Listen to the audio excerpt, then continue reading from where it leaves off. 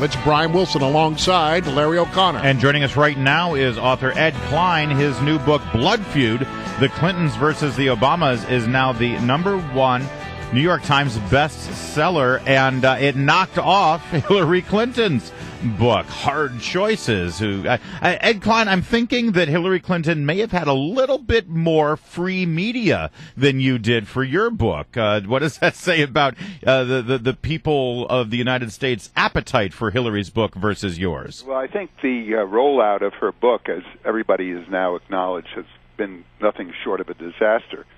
And Mrs. Clinton has made a lot of misstatements and bungled words and talked about being dead broke and just done things to alienate a lot of people. Right now she's licking her wounds, as I understand it, and not doing much media, but I think this has done the book has actually done her more harm than good. And well, your book certainly isn't doing her any good either, Ed Klein. And one of the things that you reveal in your book, and it really does focus on this, the fact that there's no love lost really between the Clintons and the Obamas, and specifically Hillary and Barack. Apparently, Barack Obama, along with Valerie Jarrett, are actively working to inspire Elizabeth Warren to try to get that presidential nomination away from Hillary Clinton, who, of course, deserves to ascend to the throne without any opposition. Exactly. The president has literally authorized Valerie Jarrett, his most senior advisor, to hold a series of secret meetings between her and Elizabeth Warren, urging Elizabeth Warren to throw her hat into the ring. So far, Elizabeth Warren has failed to make a commitment, but the president has guaranteed her his full support. That includes raising money and organizational support. That shows you to what degree Barack Obama feels that the Clintons will not carry on his legacy if Hillary gets into the White House. And he's looking for somebody whom he calls a mini-me to succeed him. Wow. But at the same time, it appears that Hillary Clinton is starting to walk away from the president as much as she can. That's right. This has been a strategy of Bill Clinton's from the beginning. When I say the beginning, ever since Hillary lost the nomination in 2008, he's been plotting and thinking and strategizing how to get her the nomination. And one of his chief goals is to put distance between Hillary and Barack Obama in terms of policies, so that, for instance, Hillary is talking about the fact that the Obamacare law is a flawed law. And she's making points such as that this economy is not bringing prosperity to the average family, things that Barack Obama does not like to hear. Ed Klein, so one of the things that we've focused on this show and on WMAL quite a bit over the last 2 years has been the terror attacks of Benghazi on September 11th, 2012, right before the presidential election. Why don't you talk a little bit about Hillary Clinton's role there, what she knew, what her relationship with the president was those days afterwards, and why she didn't show up on those Sunday shows instead of Susan Rice? Well, as you know, I spent a good deal of time in my book, Blood Feud, on that very issue because Hillary was in her office on the 7th floor of the State Department when the attack on our mission in Benghazi occurred. And she was given hourly updates by the CIA, by the National Security Council, even by the deputy ambassador in Libya. So she knew from the get-go that this was a terrorist attack because we knew from the get-go that it was a terrorist attack, not anything else. However, at 10 o'clock that night, she received, while the attack was still continuing, by the way, she received a call from President Obama, which has been widely reported, this call, but not the contents, which I discuss in my book, Blood Feud. And he leaned on her to issue a formal statement saying that this attack was caused by a video because, he was running, this was 6 weeks before the election, and he was running for office on the claim that he had finally gotten rid of the threat from Al-Qaeda.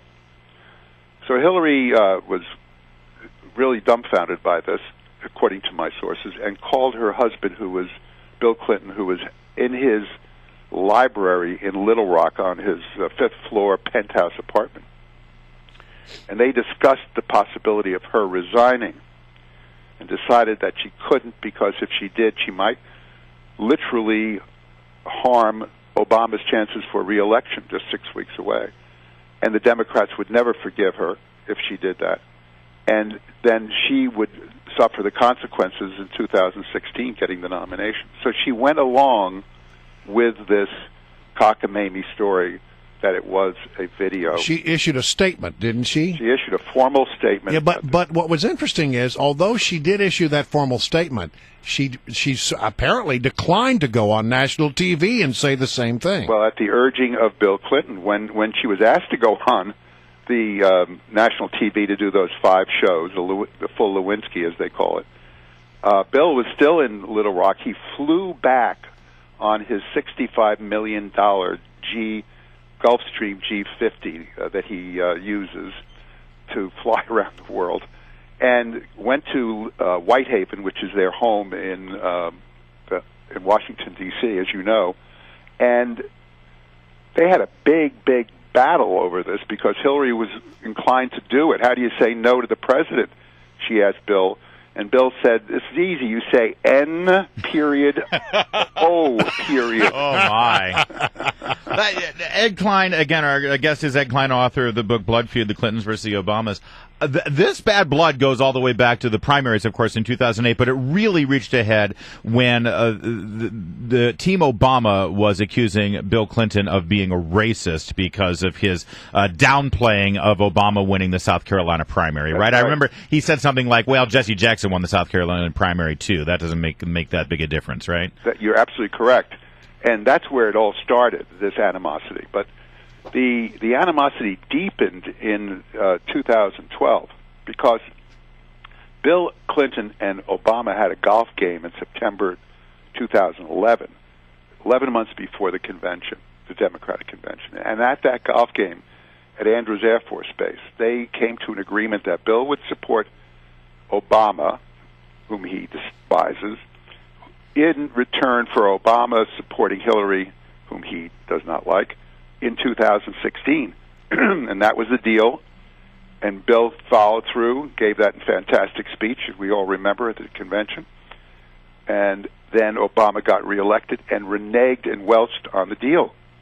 And that really is what finalized this blood feud. And because Bill Clinton has never forgiven Obama, and he said on several occasions that he despises him and that he believes that Obama is looking for any alternative to Hillary for 2016, and he's going to do everything in his power to stop Hillary from getting the nomination. Well, it's fascinating stuff. As the kids say, pop the popcorn. That's right. Let's watch. All right, Ed Klein, congratulations on your book, Blood Feud, The Clintons versus the Obamas, #1 now on the New York Times bestseller. And what sweet irony to knock off Hillary Clinton's book. But isn't it interesting that you often get in a situation like this where when a book gets written about the Clintons, there's a lot of pushback. Yeah, I'm not hearing a lot of pushback. I have not seen anybody say, "Oh, Ed Klein is lying about that." I haven't heard that at all. Ed, thank you much.